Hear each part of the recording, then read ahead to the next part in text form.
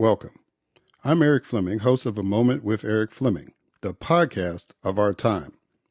I want to personally thank you for listening to the podcast. If you like what you're hearing, then I need you to do a few things. First, I need subscribers. I'm on Patreon at patreon.com/A Moment with Eric Fleming. Your subscription allows an independent podcaster like me the freedom to speak truth to power and to expand and improve the show. Second, leave a 5-star review for the podcast on the streaming service you listen to it. That will help the podcast tremendously.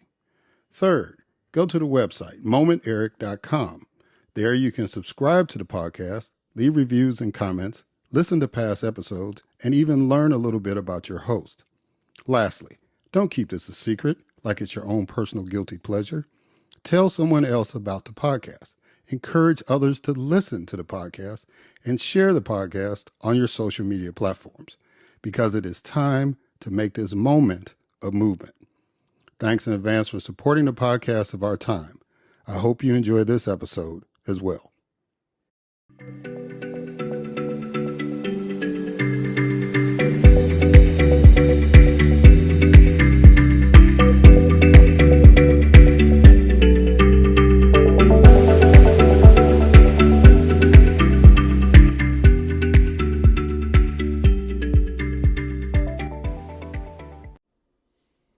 Hello, and welcome to another Moment with Eric Fleming. I am your host, Eric Fleming. And I'm really excited about this particular podcast. I hope that y'all are excited about the podcast every time it comes up. But I'm really excited because I got to interview two ladies who, for lack of a better term, are hell raisers in a good way. One is old school and one is in the middle of the struggle now. But when you hear their interviews, you understand why I said what I said, and I say it with affection because in this time we need some people that are going to raise some hell for good as opposed to the counter that a lot of us have been dealing with, especially in politics. So I'm really, really excited. I really hope that y'all enjoy this podcast. But before we get started on anything, it is time for a moment of news with Grace G.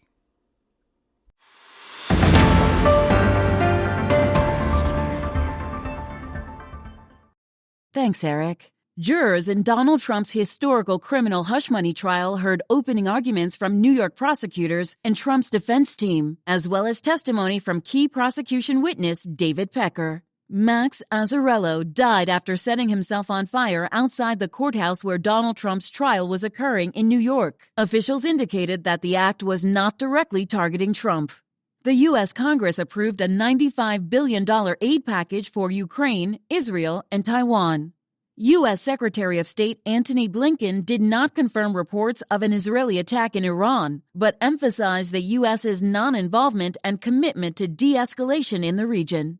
The Arizona House of Representatives repealed an 1864 ban on abortion that was revived by the state's Supreme Court. Tennessee lawmakers passed a bill allowing teachers to carry concealed handguns in schools amidst vocal opposition and protest. 15 members of the Kennedy family endorsed President Joe Biden in Philadelphia, rebuking Robert F. Kennedy Jr.'s independent candidacy. The University of Southern California, citing security concerns, canceled all outside speakers and honorees for its main commencement ceremony after controversy over the revocation of a valedictorian speech by a Muslim student, Asna Tabassum. Hundreds of pro-Palestinian protesters were arrested at Columbia University, Yale University, and New York University after setting up encampments on their respective campuses. The U.S. Justice Department reached a $138.7 million settlement with victims of Larry Nassar's sexual abuse crimes. The Republican National Committee announced a program to fight voter fraud for the November election. The Biden administration announced a rule to extend mandatory overtime pay to approximately 4 million salaried workers. And U.S. Representative Donald Payne Jr. of New Jersey died at the age of 65. I am Grace G., and this has been A Moment of News.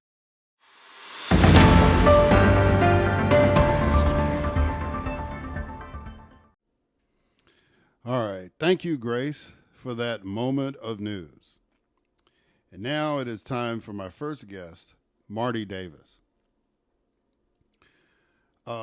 Marty Davis has basically been in the journalism business since 1971. She started in Detroit, and she worked that market for like 7 years. And then she transitioned to be a DC-based network TV news anchor and reporter. She even was the news person. Some of you might be old enough to remember she was the news person for Larry King's radio show. She's been a talk radio host. She's been a news anchor even for urban radio news. She's been a print journalist. And she had a blog from 2007 to 2014 called chickaboom.com. She received her MA in journalism from American University in Washington, D.C. And she was actually a spouse of a member of Congress. So, ladies and gentlemen, when I say that it is truly an honor and a privilege to have as a guest on this podcast, Marty Davis, I truly mean it. Ladies and gentlemen, Marty Davis.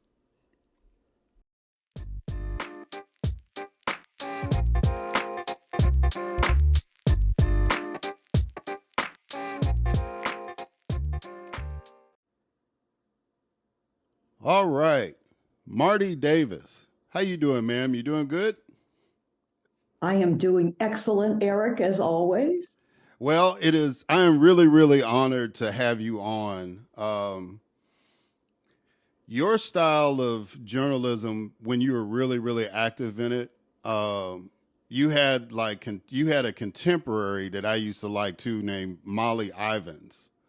And, you know, the style of journalism is more or less like, you know, you got a little cynicism tied in with the factual thing, but it was kind of relief because a lot of people look at politics in a cynical way and they can relate to it that way.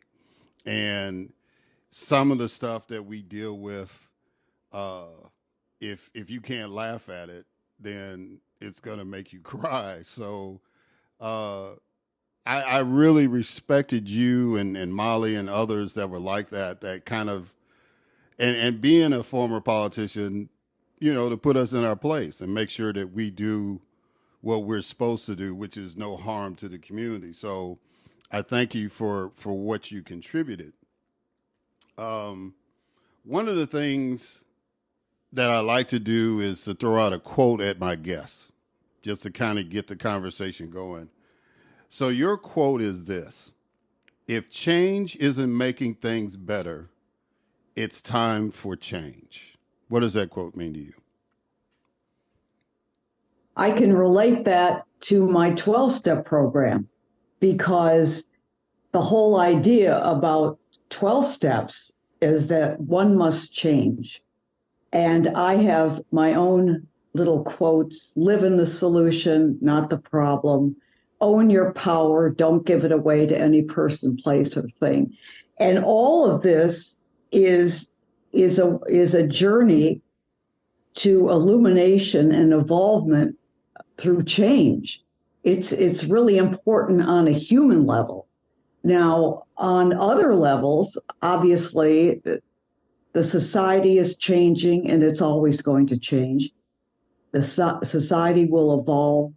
And I remember McDonald's had a saying that I liked a lot. It was one of their taglines: change is good.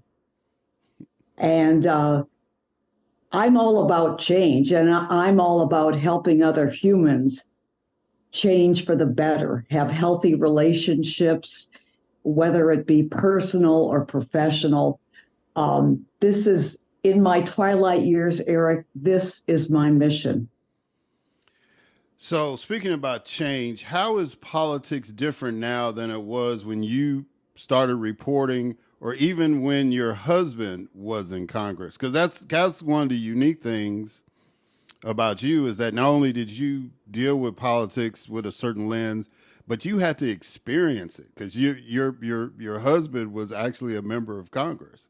So, what do you think?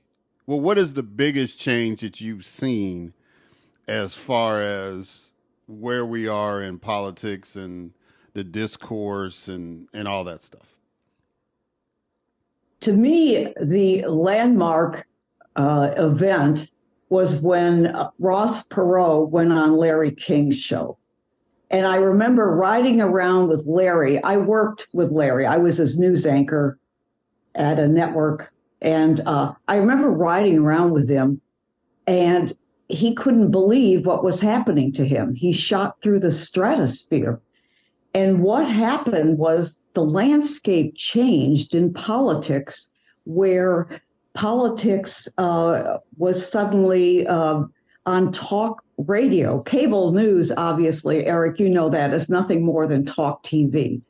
So Ross Perot goes on Larry's show, and I believe it was 92, then Clinton, and then the advent of cable news.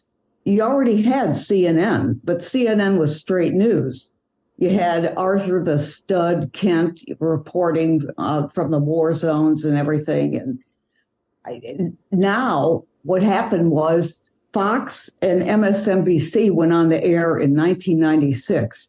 Now, MSNBC started as a computer, in essence, a computer type show because it was a partnership with Microsoft.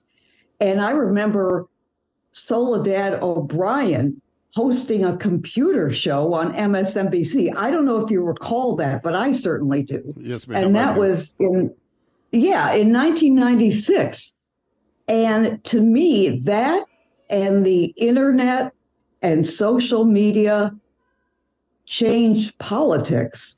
When I got there, Washington was a sleepy southern town. You had Tip O'Neill was Speaker of the House. He swore in my late husband. It was a whole different vibe there. Democrats and Republicans got along. There was camaraderie. It was incredibly different. And I've seen it change, obviously, over the years. And to me, it has not been for the better. This discord, the attacks from both sides are just beyond comprehension to me. However, I understand why and how it's evolved from when we got there in 1978 to now. And it's very disturbing to me, Eric. I'm concerned. I really am concerned about the direction that media and politics are moving. There's always been, and you know this, there's always been a blur between journalists and politics and politicians. However, I don't think anyone can point the finger at that and say, oh, bias or whatever. It's just the way DC works. However, I don't know where this thing is going. Honestly, Eric, I don't know where politics is going. I just don't like the rancor and the accusations. I don't like advocacy journalism, which isn't journalism, but it's just, to me, it's not the era I grew up in. Walter Cronkite, that was my era, growing up with a half-hour newscast. And now I wouldn't want to be in my business for anything. I would never want to go back into television, Eric, because I don't want to be part of that. Yeah. I honestly don't want to be part of it. Yeah. It seems as though, and you brought up the important point in the timeline that once we started having channels that became opinion channels in the public discourse, I blame it on Crossfire. Because see, you talk about Walter Cronkite and all that. I remember shows like Firing Line when they came to Mm-hmm. University of Mississippi, Ole Miss to do a show. I was there. You know, me and a couple of my friends, we went up there to see the taping because when you saw William F. Buckley and Kenneth Galbraith and Morris Kinsey and all those guys come on, and then staying up to watch the McLaughlin group and Mm-hmm. all that, those were the shows where you learned something, you had an opinion, you say, okay, well, here's somebody that can articulate what I believe in and listen to what the counter was, and everybody got along. Everybody respected each other for their opinions. Now it's like, and especially, and then you add social media in it, and it just seems as though that it's getting more divisive than it is productive. Is that kind of your take on it? You're absolutely correct. I remember watching those shows, McLaughlin, Martin Agronsky. When my daughter was a baby, we watched it every Saturday, and she would sit there and wave her hands to the intro music. She was so used to watching Agronsky. I understand exactly what you're saying, and uh, it was it was in a space where everyone knew that was the space. Gronsky, McLaughlin, Crossfire. That's the space for that sort of programming. However, now it's everywhere.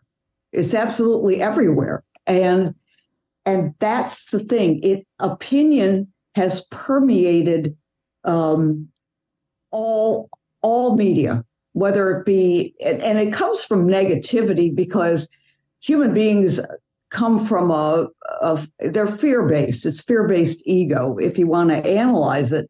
And on social media, whether you be a reporter or just somebody writing a comment on Twitter or X as it's called now, people they're just in negative spaces, and it's just human nature to be there. And I don't know. I'm just so discouraged and frustrated with what's happened with the media and politics. Um, and it depresses me, Eric. I don't want to watch it at night. I've been watching British cop shows, streaming British cop shows, because I don't want to watch this stuff. And I'll tell you, I think the fault lies in Fox News, because Ailes came on and he dressed these women in skimpy outfits, uh, high heels and short skirts, and it was. I understand why he did it, to get eyeballs. Yeah, you'll get eyeballs, and he brought people on like the annoying Bill Riley, who got huge numbers. You know what I'm saying. Yeah. And I have to finger Fox News for a lot of this. See, Bill Um, Riley, I used to look at Bill O'Reilly as the guy that was sitting at the end of the bar and he was mm, just talking loud about what he didn't like. You know what I'm saying? Kind of like an Archie Bunker type character. And then, and daring people to chime in to his rants or whatever. And Fox News just put that on television and said, okay, this is political discourse. mhm. And the thing I didn't like about Crossfire was like when you put Paul Bagalia on and Tucker Carlson and all this stuff. And the best episode to me of Crossfire is when Jon Stewart came in and was like, he was calling BS on both of them. You know what I'm saying? But Exactly. to me, it devolved. It didn't raise the level of the show, it got worse. And so did the national conversation. So, which kind of leads me to where we are now dealing with this trial with a former U.S. president, Donald Trump. What's your take on? I know that you said that CNN and MSE were basically having a intellectual orgasm based on the coverage. Like this was their moment, But I mean, overall, how are we at a point where a guy who was president of the United States is now on trial for, doing something, that probably if he had done it a different way, we never would even know about it. But how is it that we're at this moment where you've got a former president, not only for this trial, but he's got all these things, and yet in all these indictments, but yet and still he seems to be as popular as he ever was. What's your take on all that?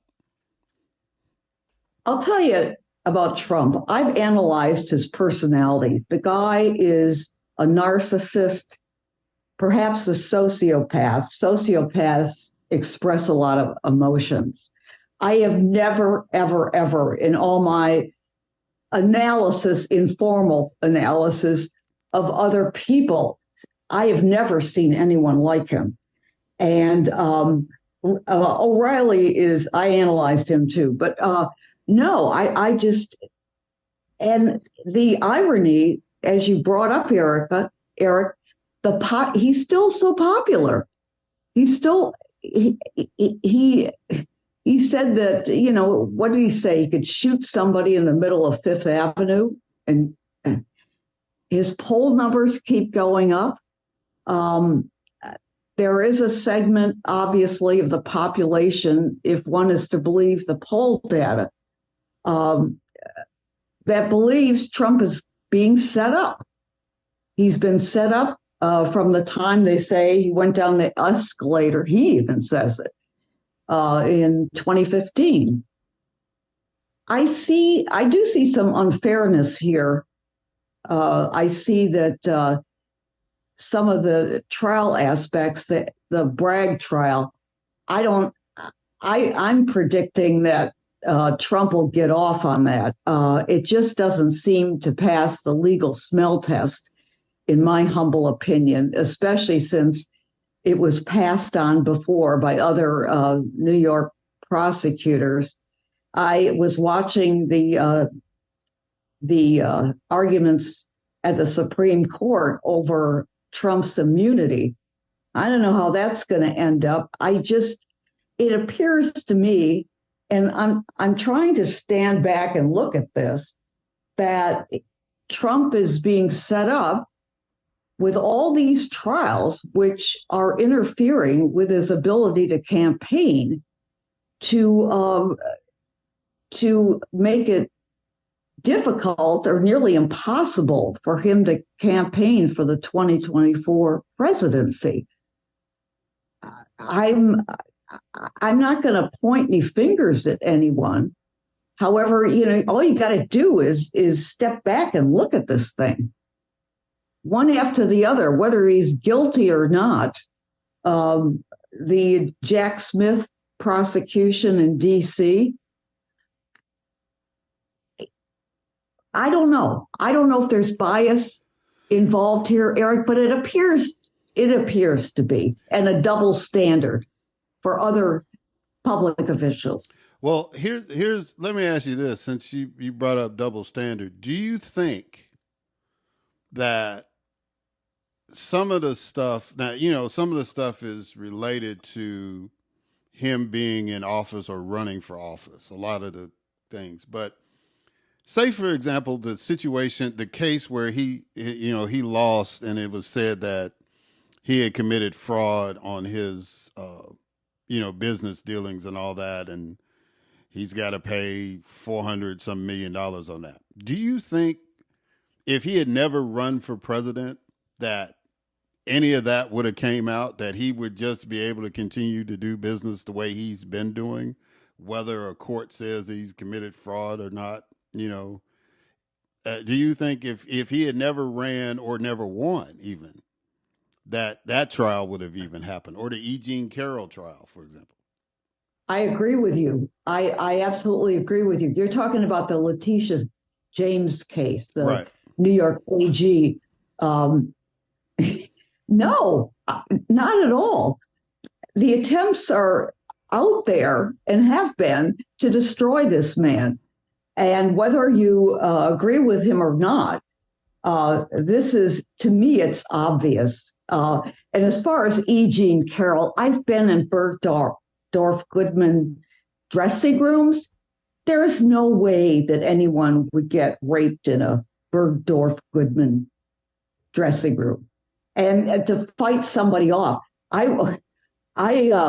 when Jack Kemp was HUD secretary, he was a friend of my husband's and me too.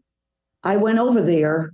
I don't know what it was. He asked me to come over there, and he tried to do the same thing to me as Trump, except he didn't succeed. And remember, this guy was a Buffalo Bills quarterback. Right. I didn't fight him off. I just pushed him out of my way and opened the door and walked out. As he had his hand on the door, he could have, give me a break. I have a hard time believing the E. Jean Carroll story, because she could have fought back, screamed. She said she was embarrassed. That's why she didn't do it. I know I'm sort of getting off on a different area here. I just have a hard time believing it. The other stuff, the Stormy Daniels and anyone else, that he has been accused of this kind of behavior. Yeah, I'll believe that. Well, but I think. Okay, go ahead, Eric. No, let's explore that, because see, and being of a certain generation, you're a little older than me, not much, but a little older, and so, you and E. Jean Carroll are basically contemporaries. So you described a situation where it's like you had somebody that was like trying to, and you just kind of push it away. And E. Jean, probably could have done the same thing too.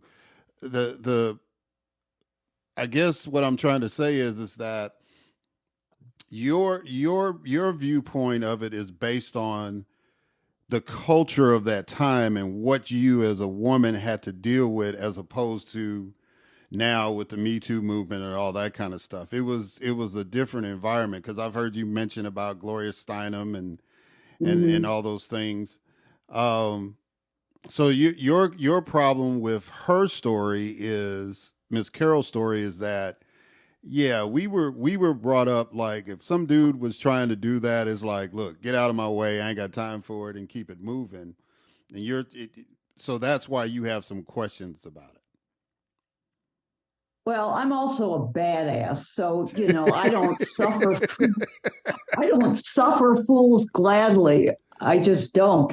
During COVID in March of 2020, I had a mask made up. It was black with white embroidery, and it said badass, and I wore it all over the place. I went to Whole Foods, and it was just fun, because it was a fun thing for me to do.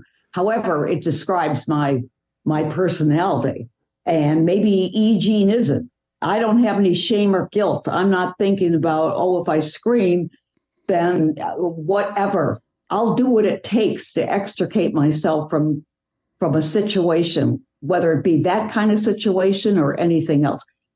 She may not be like that. Yeah. And that's just not the way I am. I'm not programmed that way. Yeah. Even though I grew up in that era where we were supposed to be deferential to men, and it was as you know, it was a whole different trip for women back then, because you're only a couple of years younger than me. Right. 2 years. Right.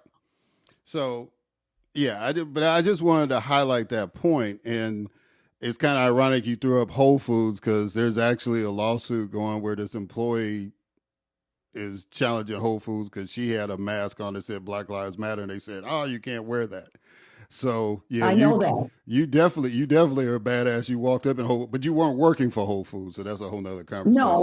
No, I remember the lawsuit's been reinstated, hasn't it? That's right. That's right. Yeah, they Yeah. just did that. Yeah, the Black Lives Matter. Yeah. I get that. I get that. It's all a matter of projecting a certain image to the client base. I get that. I don't know what's going to happen with that lawsuit, but hey, nobody was coming after me. All right, so real quick, I want to get your viewpoint. We may not get to some of the other things I wanted to talk about, but I definitely want to get your viewpoint of what's going on these college campuses. There are people who are saying that these protests are no different than the protests during Vietnam or where these young folks are expressing a political opinion, and they're trying to get their voices heard. How do you made a statement that you were a love child back in the day, that you were a hippie, and you don't necessarily agree with that observation. Not at all. I'm outraged because what this is, it reminds me of Nazi Germany. There were similar protests in German universities at that time. And this goes way beyond free speech. This is not only does it go beyond free speech, these students are being coached by radical Islamists, like one particular guy who's a member of the Palestinian, I wrote about it, but I don't remember the group, and his wife. They gave a 2-hour seminar at Columbia called Resistance 101. These groups are being infiltrated, these protests or riots or whatever you want to call them, by outside agitators, which if you go back to Vietnam, you're going to have the same sort of thing. Outside agitators coming in and stirring the pot. My concern is that it's anti-Semitism. These Jews are being marginalized and threatened, and classes at Columbia, for example, are now online. Rabbi there told the Jewish students to go home. This just doesn't compare to the 1960s love-ins, the Vietnam War protests. Some people are liking it to Occupy Wall Street. I saw somebody on Fox, Dana Perino, saying this is Occupy Wall Street. No, it's not. That's insane. And as far as the 1968 Chicago Convention, it still goes way beyond that. And there are some predicting that these people will descend on Chicago during the Democratic Convention. I don't know what's going to happen there. I just see a whole, the protest has just been jacked up about 1,000%. And it's just reminiscent, and I'll repeat it, of Nazi Germany. Jews are being persecuted. They're being threatened. They're forced to leave colleges. When some guy starts screaming, "I am Hamas," I mean, what are you supposed to think? What are you supposed to think? This is not a protest against a war. Yeah, it's a protest against Israel, what Israel's doing with Gaza and Palestine. It is a protest again. Well, it's not a war, really, but you understand what I'm saying. Yeah. This has been going on forever, this sort of thing, the antagonism between Israel and the Palestinians and the Muslims in the Middle East. So what do you say? I don't know. Go ahead. I'm sorry. Go ahead. Finish. No, you go ahead. So what do you say to those students who say, yeah, there are some folks out here that's mixed in with us that are doing that. We're not affiliated with them. We've been trying to make sure that they're not part of what we're saying, is that we're concerned about how Israel has gone about retaliating to Hamas. And you've got all these people that are homeless, and you've got this man-made famine that's happened, and we don't think the United States should do it. Should support it. And they basically said that we've tried other means, and this is the only way that we can bring attention to the issue. What is your response when a lot of those students are saying those agitators don't represent what we're trying to say? Well, when you have the kingpin of the Columbia protest writing on Twitter, F the Jews, and this is the guy who's orchestrating all of this, Adrian Parisi. He's saying these things, and I don't understand. There's a disconnect from the people who say that that's not what the case is. But then you've got this guy who is bashing Jews on X and other, have a good day, but not for the Jews. It's anti-Semitism, in my humble opinion. And I understand the issue, Eric, of what's happening in Gaza, the homelessness, the food shortages, and everything like that. I get that. And I have some semblance of compassion for that. However, and Israel certainly has had its issues with the way it's handling this thing. I have to get back to these protests, because how many colleges are there with these protests? 200? 25?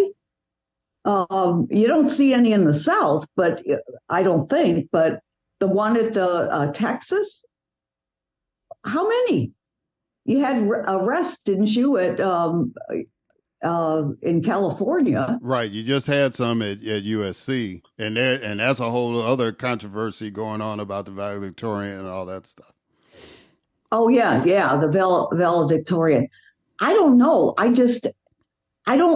I see this thing mushrooming into something, unless it's quelled. I see it mushrooming into something really evil. Yeah. And that's always kind of the danger about those kind of movements. Well, look, I'm pressed for time, and this is the reason why I wanted to have you on, because just to how clear you're thinking and how you articulate what you're observing. But I did want to, so I'm going to tie in two questions into one. What do you think about this whole, because you had mentioned Ross Perot earlier, what do you think about this whole Robert F. Kennedy Jr. deal running? And based on that, who's going to win, in your opinion? Who do you think is going to pull this off in November? Well, certainly RFK Jr.'s family is not in favor of this, coming out with Biden announcing, we're not supporting you. I see other polls that say that Trump is concerned now that RFK Jr. is going to eat into his tally here and hurt his campaign. Before, the conventional thinking was that RFK Jr. would hurt Biden. Now, I don't trust polls. I stopped trusting polls when I was anchoring network news radio in 1980. And I was reading AP copy that I folded into my script, saying that the race is too close to call. Well, as you well know, Reagan killed Carter in a landslide. And I have not trusted polls since then, Eric, even though they're more sophisticated. Right. So I don't know. It depends on where the poll's coming. Who do I think is going to win? If I were a betting woman, and I'm not, I would say Trump. Yeah. So despite all of the stuff that's going on with him, he's gonna get the electoral votes needed to pull this off. That's your observation. I think so. I think Biden he has a lot of challenges, especially his obvious cognitive cascading. And I don't think he'll debate Trump, and he's offered excuses as to why. He's already greasing the skids for bailing on a debate that, well, it depends on how he behaves and whatever. He's a criminal. I'm not going to debate a criminal. There are a lot of issues with Biden. However, he's got the media, and he's got the political machine, the Democratic political machine. He's got big tech behind him. I don't know. It's really a crapshoot, obviously. But if I would say Trump's going to pull this out, and I don't know why, but my psychic instinct is that he'll pull it out. Don't ask me. So I know that you have your crystal ball out a lot of times on LinkedIn. If people want to tap into your crystal ball, if people want to connect with you and get your insights, how can people get in touch with you? Well, they can email me at martysorbit@yahoo.com, MARTYS orbit@yahoo.com. That would be the easiest way. I'm also on Facebook. I just went back on Facebook after years because I didn't like Facebook for posting unsolicited content. So I'm on there. I think it's Marty C. Davis. I think that's what it is. And if people want to write me, whatever. I'm always up to connect with other human beings, and I'd certainly be gratified if some of them do decide they want to connect with me. And I appreciate what everyone has to say. I read everyone's comments on LinkedIn. I answer some of them. I think it's really important to keep the conversation going in these difficult times full of challenges. Well, Marty Davis, I am honored to have you on. I wish we had more time because we could probably talk for a long time about what's going on. But for this brief moment that we did have, I really appreciate you coming on the podcast. Thank you. I am grateful, Eric, and flattered and honored that you would even approach me. You have no idea. I was just so thrilled when you did. And I felt on cloud nine that you would even consider me. Well, thank you again. I appreciate it. All right, guys, and we'll catch y'all on the other side.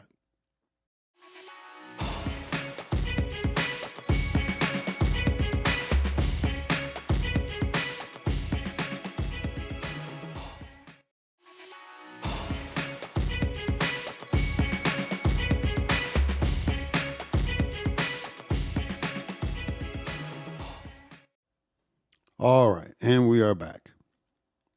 So now it's time for my next guest, MiDian Holmes. MiDian Holmes grew up and has a rich history in Denver, Colorado. She recalls stories and experiences in her childhood filled with racial tensions.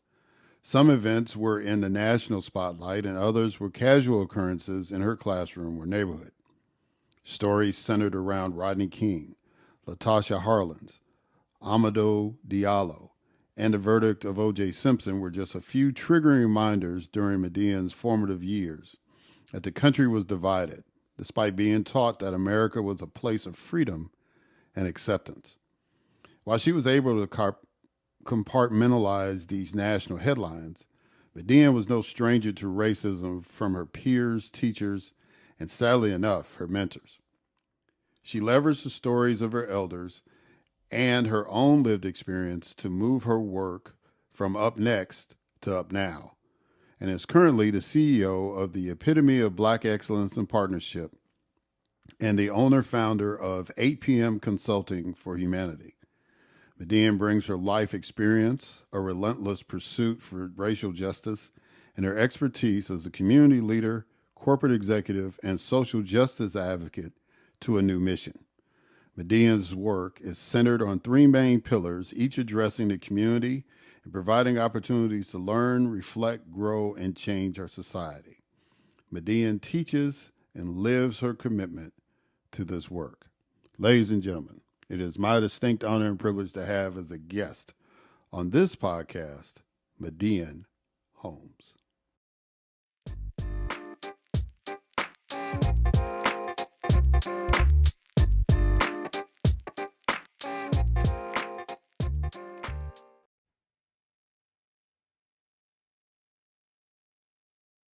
All right, MiDian Holmes.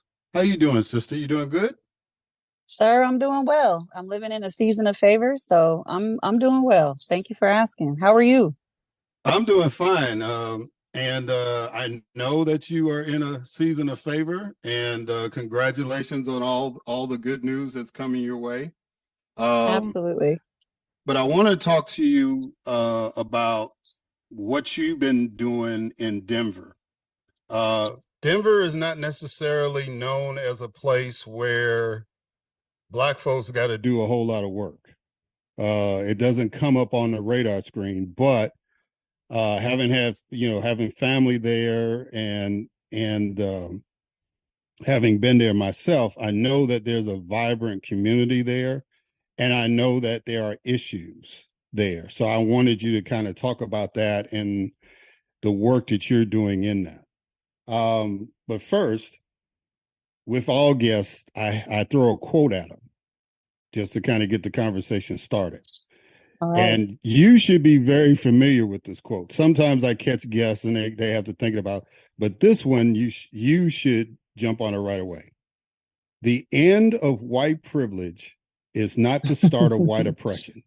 It is the birth of equality. What does that quote mean to you? Oh my, oh my. Well, first off, let me tell you that it resonates with me deeply.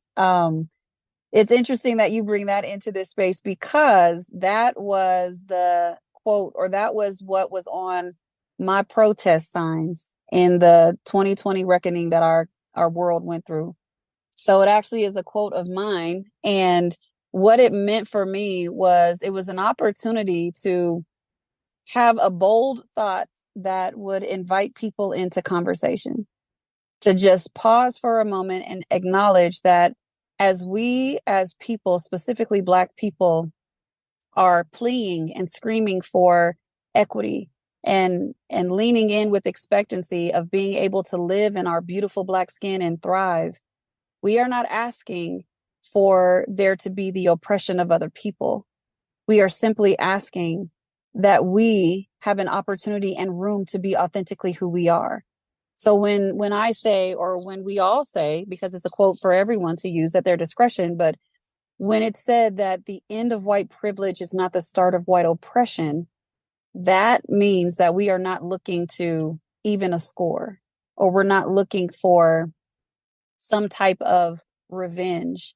We are simply seeking the opportunity to be who we were beautifully made to be.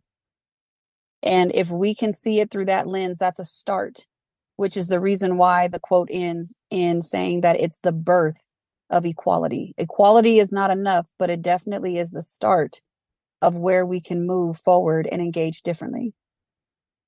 Yeah, and that's always been a challenge for us that engage in the struggle.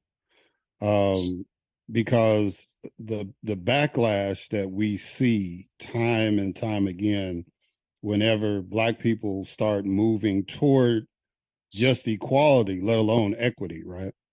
Um, you know, that's part of the pushback. It's like, oh, well, we just, y'all trying to take something from us. I mean, that. I literally was on Twitter, X, whatever you want to call it, yesterday, and somebody posted something about the trial with Donald Trump, and they were just saying, oh, they're trying to replace us and all this stuff, and I was like, where do you even get that concept from? And so uh, that's that, and I can't remember the quote directly, but it was somebody that said, if you feel that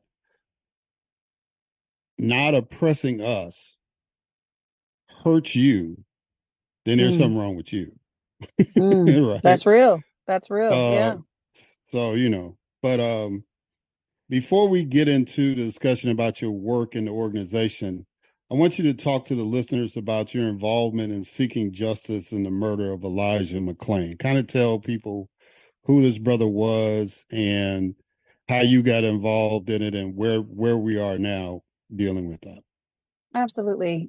So thank you for allowing this space for Elijah's name to be invoked, because when we call upon those that have gone before us, we keep their legacy alive. Elijah McClain will for always and forever be someone that embodied who we are supposed to be with each other. And he did it through the natural pureness of his heart. So when I talk about Elijah, I typically ground myself in acknowledging that he was able to show us that being a neighbor, being a friend, being a son, being in community is not hard.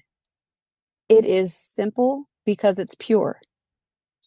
And so he was able to leave behind a space of peace, because if you really go into his story and understand who he is, there is an abundance of peace that you can sit with as you talk about his life. The disruption happens when we talk about his death. So to give context of his story, of his death story, I'll say, Elijah went to the store in his local community, and as he was walking home from the store, someone called the police claiming that there was a sketchy person walking home.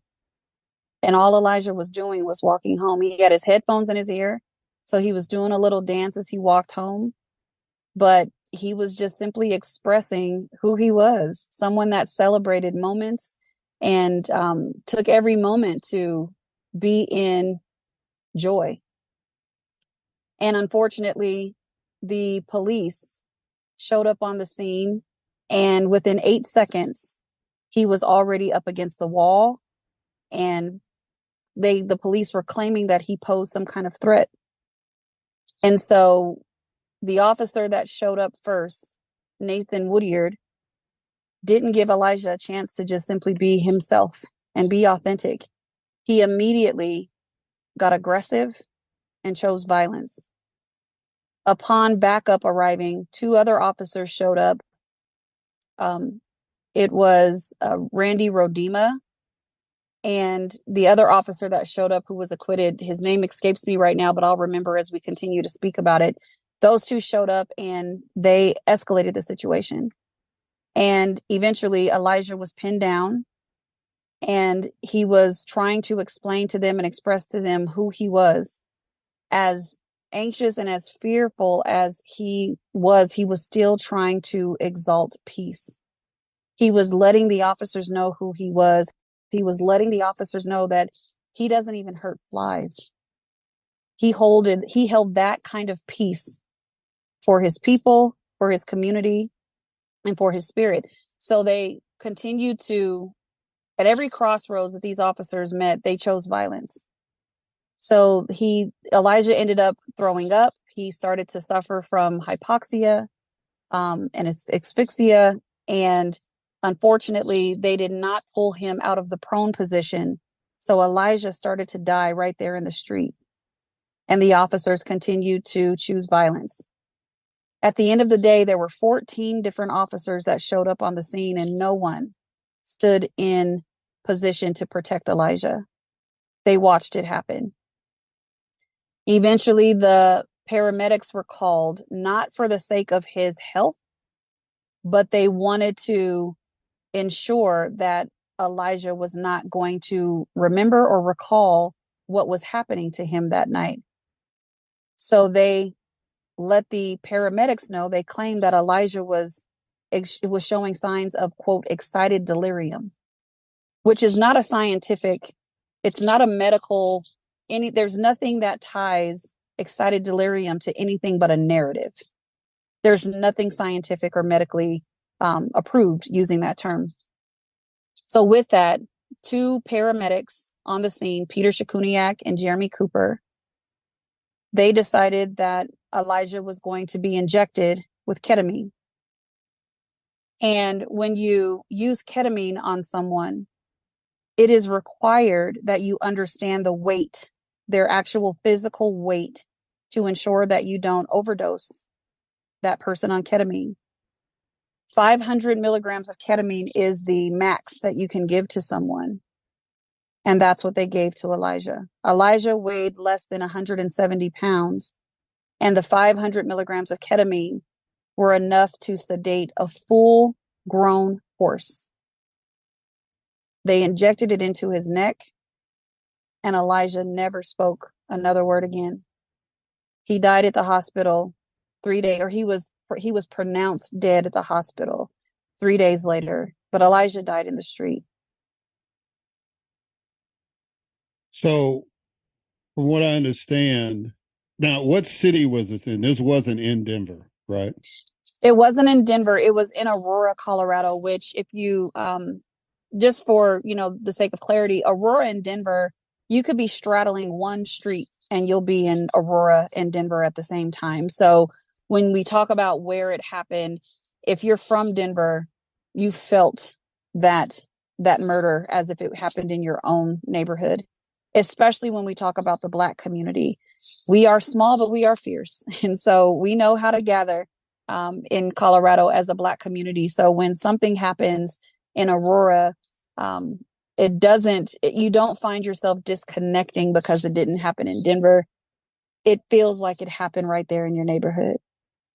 Yeah. And so of all the people involved, the EMTs and the officers, how many of them were found guilty? How many of them were acquitted? So there were 5 that went on trial after a movement of the people. So just want to make sure that I say that our state and our municipalities did not take responsibility as it pertains to justice for Elijah. It took a movement of the people. It took protests at a national scale for this trial or these charges to happen. And so 5 men were charged, and of the 5, 3 were convicted. Nathan Woodyard, who was the first officer on scene, he was acquitted. Randy Rodema was convicted of criminally negligent homicide. And Peter Shakuniak, which was the first paramedic that went on trial, he was convicted of criminally negligent homicide and second-degree assault for the administration of an illegal drug. And Jeremy Cooper was also convicted of criminally negligent homicide. The other officer that showed up with Randy Rodema, he was acquitted. And so what's happening as we speak right now? So as we speak right now, we are in the final phase of sentencing. So there have been 3 sentencing hearings that for the convicted. So the first sentencing hearing was of Randy Rodema, and he was sentenced to 14 months in the county jail with work release. So he goes to work every day and spends the nights and weekends in jail. And his time that was allotted was 14 months. For Peter Shakuniak, and I'll say this as well, Peter Shakuniak after the murder of Elijah McClain, he was promoted to the captain of the Aurora Fire Department. So he was the one that was convicted and of criminally negligent homicide with the accelerator of second-degree assault for the illegal injection of the ketamine. And so he was sentenced to 5 years in prison. So 1 year for the second-degree assault and 3 years for the criminally negligent homicide. Both of those were, 4 years. Both of those are to run concurrent, and those were the minimum sentences. So there was no maximum pursuit. It was all minimum. And then Jeremy Cooper, interestingly enough, Eric, is going to be sentenced today. As I talk to you right now, I am sitting outside of the Adams County Courthouse as we are going to see what his fate is here in the next few hours. And so the two officers, are they back on the force or? So no, none of the officers are back on the force. However, Nathan Woodyard, he had the opportunity. He was the one that was acquitted. The first officer that was on the scene. He was the one that put hands on Elijah first, and he was the catalyst for the backup and all of that to come into play. He was acquitted, and he is not on the force. However, he had an opportunity to get back on the force. So first thing is he was suspended throughout the duration of the trial. And when he was acquitted, he was reinstated and received all of his back pay for his lack of pay during the trial. So he got over $270,000 to come back onto as he was reinstated. He decided that he was not going to be reinstated into the police force. And with that, he got an additional something around $200,000. So ultimately, he ended up walking away with almost $500,000 for his participation in the murder of Elijah McClain. So he decided, after calls from the community and countless letters and public comment in city council, that was when allegedly he decided that he was not going to rejoin the force. So what we in the community are thinking is that he was told to resign, or he was told to rescind, so that way they didn't have to engage further with community plea and outcry. But in doing that, he got another $200,000 to step away from that opportunity. Wow. So, and Elijah's murder happened prior to George Floyd. Is that right on the timeline? That is correct. Yes, that is correct. Elijah was, I'm sorry. No, I was just saying it was like it came to light because of, it started getting attention because y'all in the community started raising awareness about it after George Floyd's murder, and because the national attention was dealing with police brutality and so forth, that's when the national people started picking up on Elijah's story. Correct. Yes. So it was as the George Floyd movement came through Colorado, there was an opportunity for those that convened and those that congregated to hear the name of Elijah McClain, to hear the story. Because what I will say is that our media, I would say that they perpetuated the lack of support for Elijah. They also didn't stand for Elijah because there wasn't a lot of media coverage, not to mention the municipalities, the police department, the Department of Justice, everyone that was supposed to be involved in identifying what happened that night. There were so many missteps intentionally and systemically to where our state said there's nothing to see here. And there were no charges that were filed for Elijah in 2019. It wasn't until the movement of 2020 that implored our governor to appoint a special prosecutor, and then the district attorney's office, or the attorney general's office, assigned folks to investigate, and then they were able to get charges for all the officers and paramedics that were involved. The other officer, Jason Rosenblatt, that's his name. He was the other officer involved. I want to make sure that those names are also expressed so that they have to deal with that legacy. And so one of the pictures from the trials that kind of moved me was when you were walking out the courthouse with Elijah's mama, and both of y'all had y'all's fists raised and were holding hands and stuff. So you had really kind of been, I guess, for lack of a better term, an emotional support ally for Mrs. McClain. Absolutely. I think that's a really good way to say it, because it was the emotional connection that her and I made that allowed for there to be space for her to have someone in community that would simply sit with her. Right. I knew that there was nothing I could do, or there was nothing I possessed to take away the pain, the confusion, the anger, the anguish, everything that she was going through. So as her and I continue to engage throughout this process of protest, of trials, I just sat with her. I just sat next to her and gave her space to be in that space, to say whatever she wanted to in draft mode, to speak into her pain.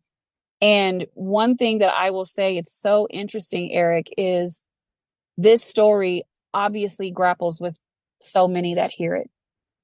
And if you are a mother of a Black son, if you are a brother or a sibling of a Black body, this story resonates with you in a very deep way. I am a mother of two Black children, two Black sons. And so this story and the murder of Elijah also hurt me. And Shanine was healing for me. That's the type of spirit that sits inside of Elijah's mother. That's the type of spirit that was responsible for raising Elijah as he grew up.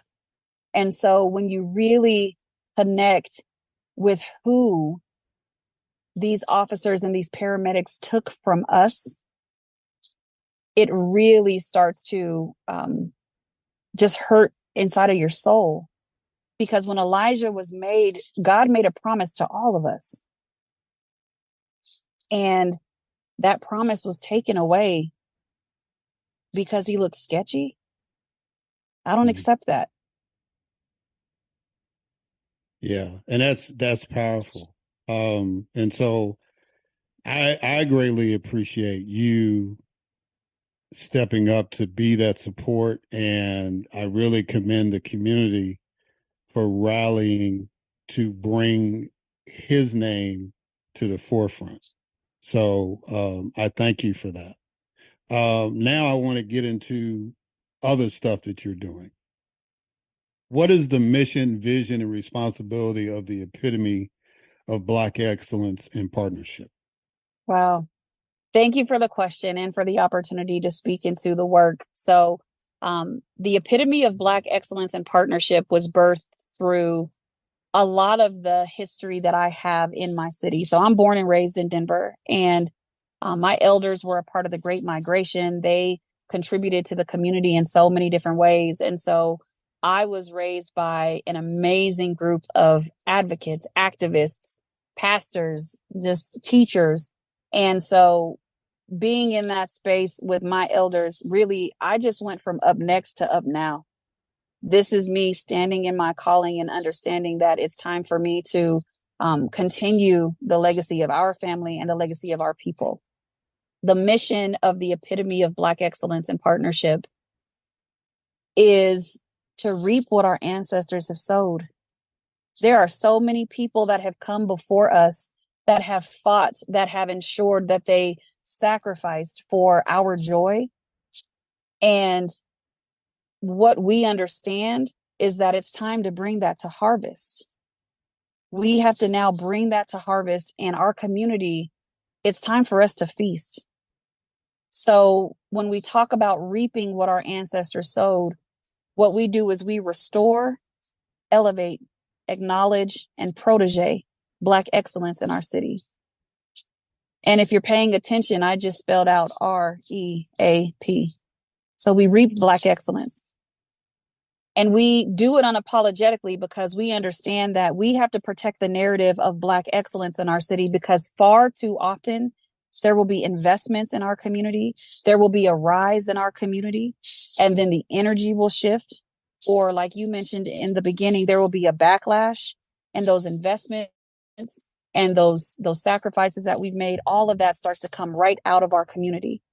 So we protect the narrative to ensure that we understand that this is going to be for Black excellence in our community. We believe every community should thrive, and we're ready to hold the line and unapologetically do this work. And with that, we do hold it responsibly.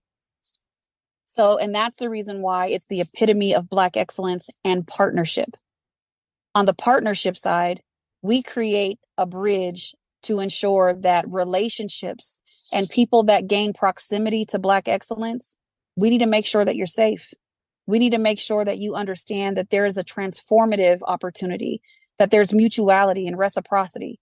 You might have resources to bring, but you have a lot to learn from us.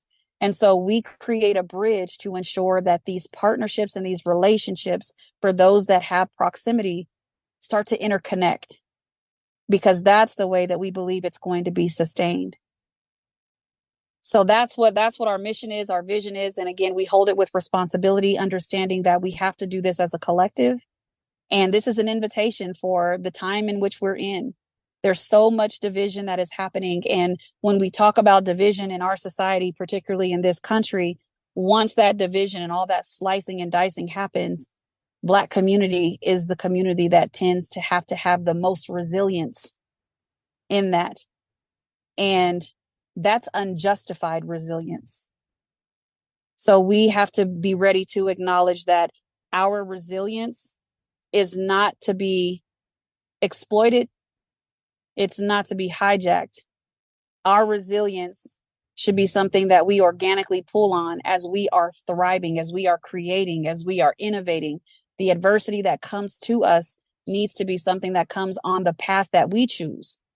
But far too often, that adversity is thrown at us through a system, and that system expects us to be resilient. That's unjustified. So the epitome of Black excellence is working tirelessly to ensure that we are able to change the narrative, and not just change the words that we use, not just change the books that we read. We're saying change the narrative, which means that we are going to be changing the stories that are told when this time is talked about in our future. We're changing the narrative. So you also have a consulting firm called APM Consulting. What have you been able to do with that business to impact change in the community? Absolutely. So APM Consulting for Humanity has been a conduit that I've been able to leverage with my team to create education models and curriculum models that are accessible for entities across a large spectrum. We've gone into government entities, we've gone into institutions and large organizations, and we've also gone into small book clubs. And what we do is we create curriculum that is designed to be thought-provoking and that moves the pursuit of equity and of justice and of social change. It moves it from concept to practicality. So we have some proprietary curriculum strategies and models that allow for people to lean in from their lens, from their perspective and their lived experience, and start creating and crafting homegrown strategies that allow for them to really be in pursuit of the way that we can really impact cultural change. So the social change piece is prescriptive.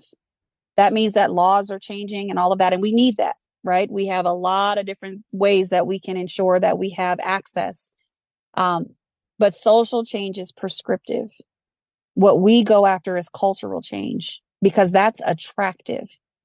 That's us as a community looking at each other and saying, I want to live like that. I want my community to look like that. I want my people to experience that. So we leverage our curriculum to really go on a journey so that people can understand how they can practically move into a space of cultural change. And we've done some really good work and have created a lot of good relationships in a lot of different spaces. And it transcends race. It goes into all of the isms. that continue to divide us. So you would say that the work that you're doing with APM Consulting is bigger than the traditional DEI kind of work. Absolutely. It is. And the reason that I say that is because DEI, and shout out to everyone that's leaning into these spaces, because this work is not easy. There is an exhaustion that is very real. So DEI training is a great model to use to go into conversation and curriculum and things that are going to expose you to concepts. And not often enough does DEI training go from that checkbox on the checklist, or the hours that you're required to do something, or academia only. It stays in the book. It's hypothetical. It's case study, which is important because it offers information. But the DEI training oftentimes just stays at that space. It stays at information. The curriculum that we design is we are not staying at information. What we are taking people on is an experience of the introspection of how you are perpetuating the systems that are dividing us. Each and every one of us, every day, we have to ascribe to the systems of oppression, because that's the way that our systems are founded. We have to go to work. We have to eat. We have to live. So at some point, each of us have to perpetuate these systems that are causing damage specifically for the Black community and for other communities that are systemically impacted. So we are ascribing to that every day because we have to live. So our curriculum opens up an opportunity for individuals to start to create a homegrown path of how are you going to actively dismantle these systems, and not only dismantle, but what is your role in rebuilding?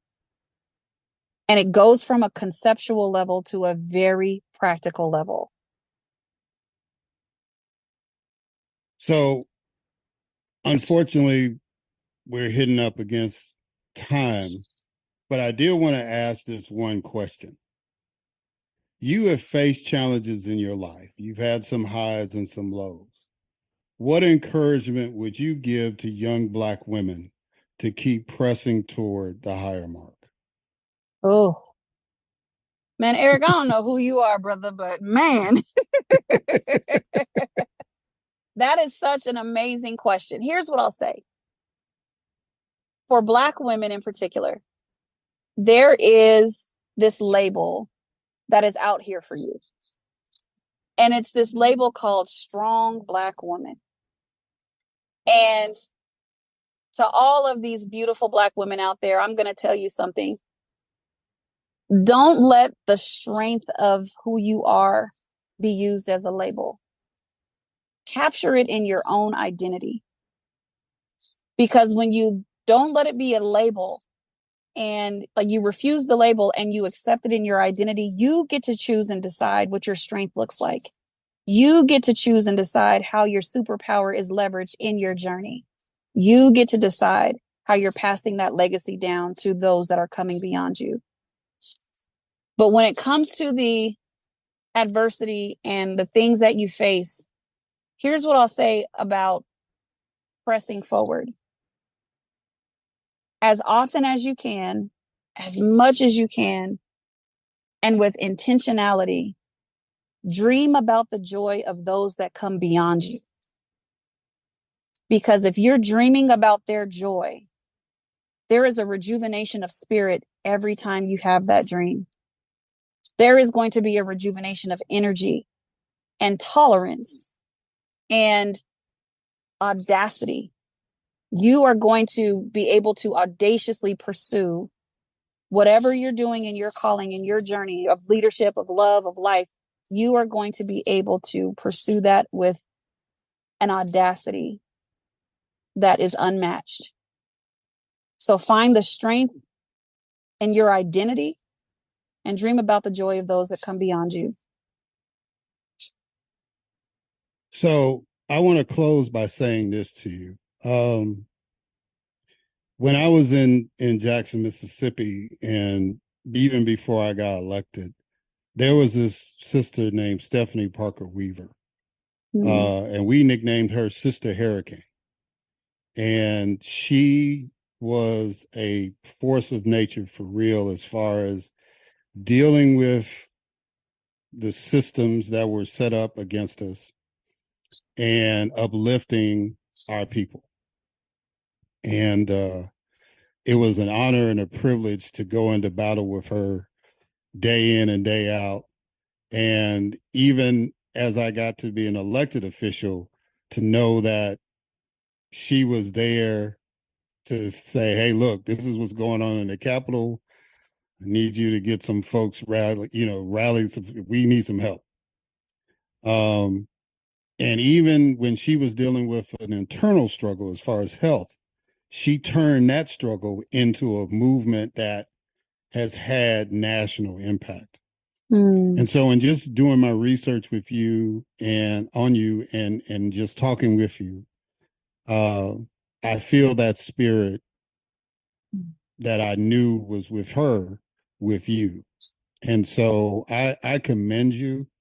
I continue to hope that you and other sisters like you keep finding that internal strength and that joy in your vision to keep doing this work.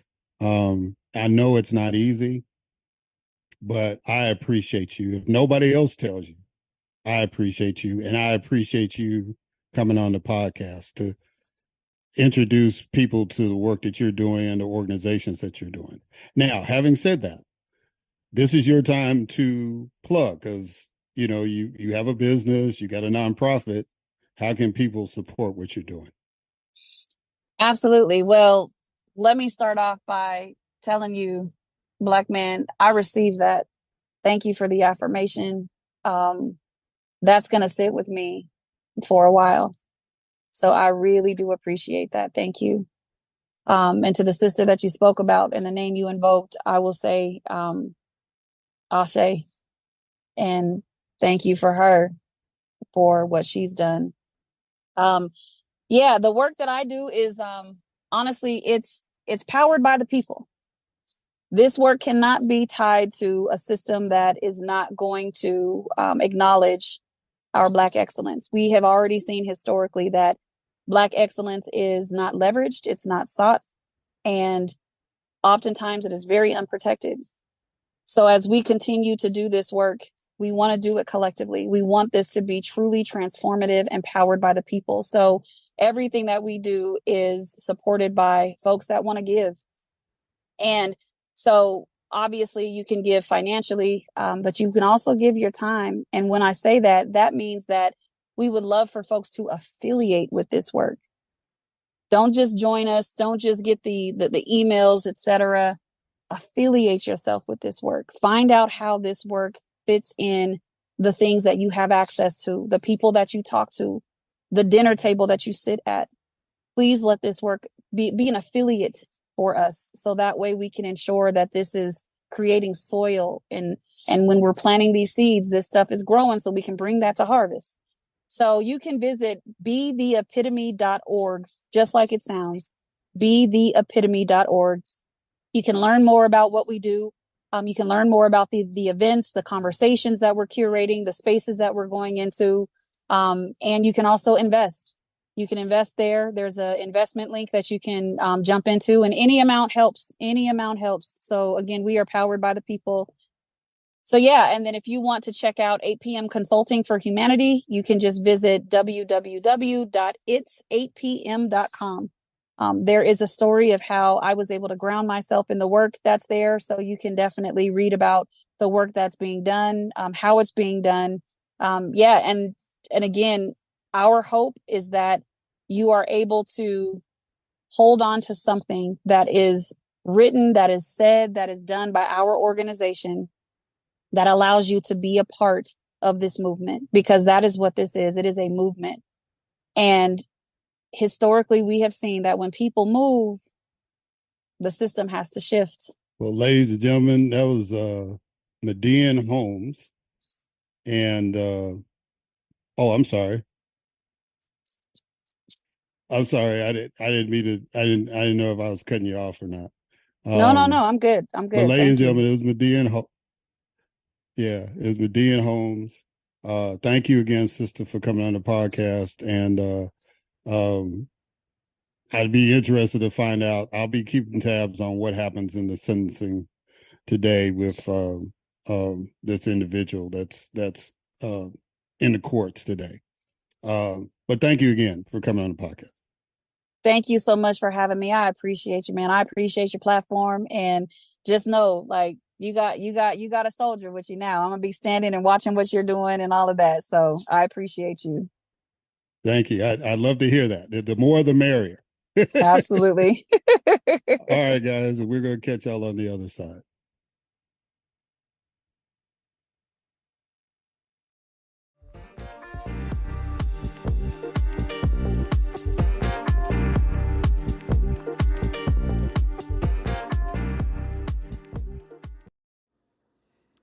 All right, and we are back. So, yeah, Marty and MiDian, thank you. Thank you so much for coming on this podcast. Um, I just have a soft spot for folks that are willing to overcome their challenges and to make a difference in the world that we live in, and to tell it like it ti is, right? I think that's the most important thing. I think that's the most important commodity that we need to share right now, and that's truth, and that's getting to the root cause of what's going on, and be able to articulate it in a way that we can understand it. And again, truth doesn't necessarily come in a form where we're comfortable with it. Truth doesn't necessarily come in a form that we inherently agree with it. But when you know that somebody is genuine, and you know that somebody is out there pushing for something with a spirit of truth, with a spirit of being genuine, with a spirit of sincerity, you can't help but respect that. And, you know, with Marty and her political history and observation skills, and with MiDian with her commitment to uplift the community, those are the kind of people that I want to and have been trying to uplift on this podcast. These are the people that give me motivation to do what I do, and when I was elected, to serve the way that I served. And regardless of how you may have felt about how I went about things, understand that it always came from a spirit of sincerity, of being genuine, and being committed to the cause. Until we understand that all of us have an ability, all of us have a talent, all of us have a gift that we can share to uplift our communities and to make this country live up to the creed that it established. Until we fulfill that, we're going to continue to struggle. And we never can take anything for granted. We never can sit on our laurels when things are going good. If there's anything that has been proven over these last few years, is that a lot of things we thought were established can be taken away from us. And we must fight vigorously. One of my favorite lines from the song The Battle Hymn of the Republic is, just as Jesus died to make men holy, let us die to make men free. Our truth is marching on. That's something that I internalize, because we have to give our all to make sure that our communities, our nation, and our world is better, not just for us, but for generations to come. All right, on that note, thank y'all for listening, and until next time.